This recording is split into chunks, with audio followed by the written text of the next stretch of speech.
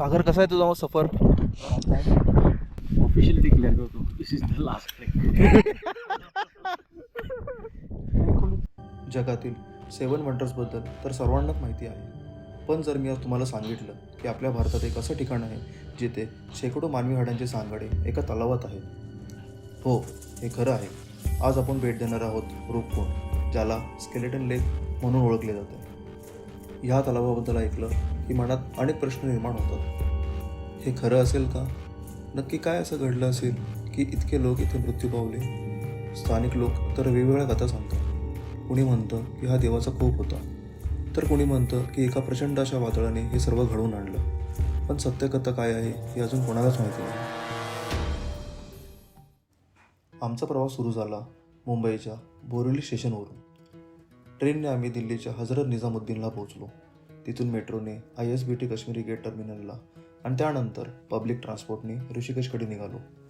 तब्बल 2 दिवसाचा प्रवास करून आम्ही फायनली पोहोचलो ऋषिकेशमध्ये. थोडा थकवा होता, पण त्याहून जास्त उत्साह.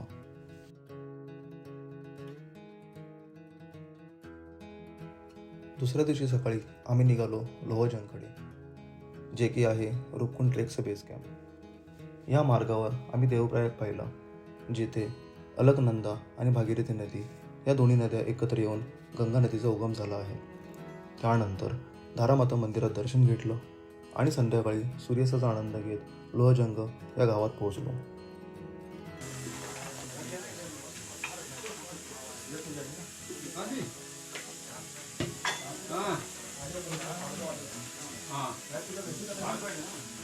सो हितेश, डिनरमध्ये काय काय आहे? डिनरमध्ये आहे शाही पनीर, देन पापड, शाही पापड, दाल मखनी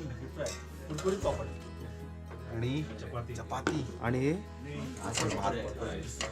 आता बघू, स्वीट्स अजून आलं नाहीये. स्वीट मध्ये पण काहीतरी तगडा असणार आहे आणि वरती भेटणार आहे पाणीपुरी, शाही तुकडा आणि गुलाबजामुन. तो 8 बज गया और अभी हम लोग ब्रेकफास्ट कर रहे हैं. ब्रेकफास्ट में आलू की सब्जी, कर्ड, केला, अचार और पराठे.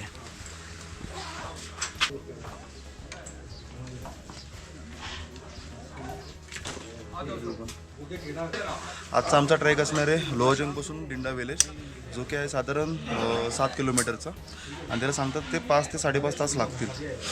यामध्ये पण थोडा डाऊनहिल असेल, थोडा अपहिल असेल. 50-50% सांगितलं आहे. विशाल, तुला काय वाटतं, कसं आहे वातावरण? खूप दिवसानंतर आपण ट्रॅक करतोय. 2 तास आधी तर खूप थंडी होती, पण आता सनराईज प्रॉपर झाला आहे तर थोडी गरमी भेटते. आणि आज जे पहिले 4 किलोमीटर आहे ते आपण बसने जाणार आहे, आणि त्यानंतरचे जे किलोमीटर्स आहेत ते पायी 11 नंबरची बस आपली. त्यामध्ये पण डाऊन आणि आपण आहे तो आज स्टॅमिना चेक होईल पहिल्या दिवशी. पहिला दिवस चांगला गेला तर होपफुली बाकीचे दिवस पण चांगले जातीलच. साहजिकच. होऊया. हा ट्रेक खूप फेमस असल्यामुळे खूप ट्रेक ऑर्गनायझर ट्रेक करून देत असत, म्हणून येथील रहदारी खूप वाढली होती. पण 2018 साली उत्तराखंड हायकोर्टने या ट्रेकवर पूर्णपणे बंदी घातली. Reason to protect this environment and meadows. पण काही स्थानिकांच्या मदतीने ठराविक ठिकाणी कॅम्पेन करून हा ट्रेक पूर्ण करता येतो. त्यामुळे आम्ही रफ्तार ॲडव्हेंचरसोबत हा प्रवास करायचं ठरवलं.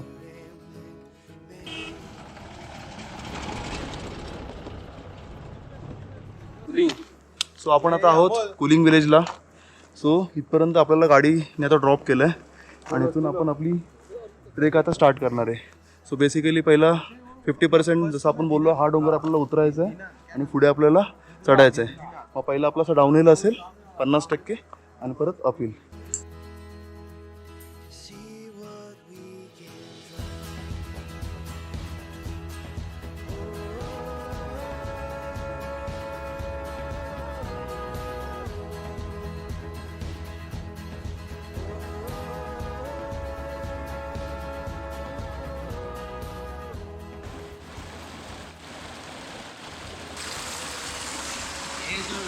ट्रैक में पानी के जो सोर्सेज हैं ये बहुत रेयर है यहाँ पर.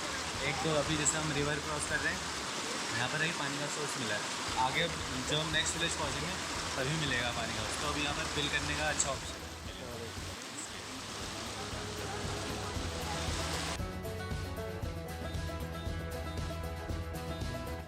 आजची वाटचाल थोडी खडतर होती. फार किलोमीटरचा प्रवास नव्हता, पण एक डोंगर उतरून दुसऱ्या डोंगरावर पोहोचायचं होतं.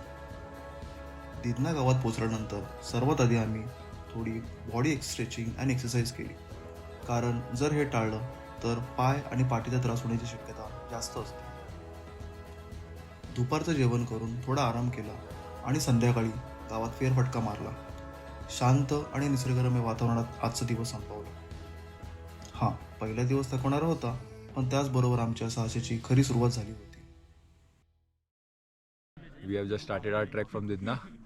आज का ट्रेल कुछ 10 से 12 किलोमीटर का होने वाला है और ज़्यादा स्टीप नहीं है, ग्रेजुअल रहेगा.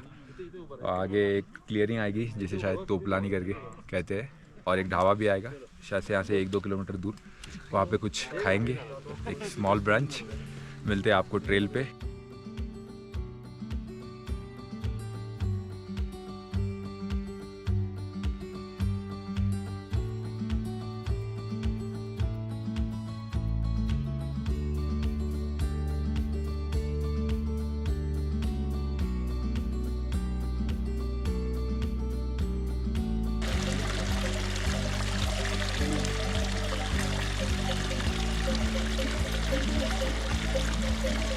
तो विशाल, कसं होता आत्तापर्यंत ट्रेक?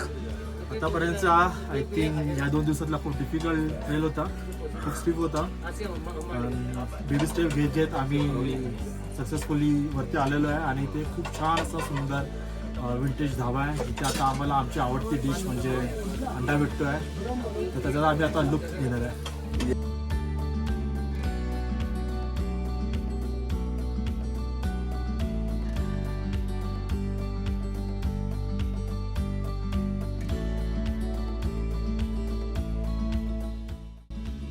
धाब्यावर छान असं ब्रंच करून आम्ही पुन्हा चालायला सुरुवात केली. साधारण अर्धा ते 1 तास जंगलातून ट्रेक करत पुढे आलो, तेव्हा नंदाकोटी, त्रिशूळ आणि देवताली हे स्नोकॅप माउंटेन दिसू लागले. हा व्ह्यू पाहून आमचा थकवा क्षणात नाहीसा झाला.